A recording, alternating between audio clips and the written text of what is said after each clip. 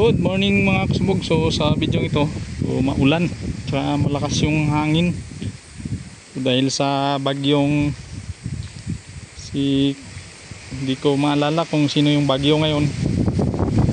So dito tayo ngayon sa kaingin namin. So yan, ito yung mga pananim namin dito, palay tsaka mais, pinaghalo na. So andito ako dahil kumuha ako ng yan, ito yung tinatawag na native na ampalaya. So yan, masarap to mga kasubog, masustansya na, masarap pa yan. So buti hindi na umulan ng malakas, tsaka yung hangin ngayon parang ano na lang, medyo mahina na. So nakakaputi pa rin tayo para hindi tayo mabasa.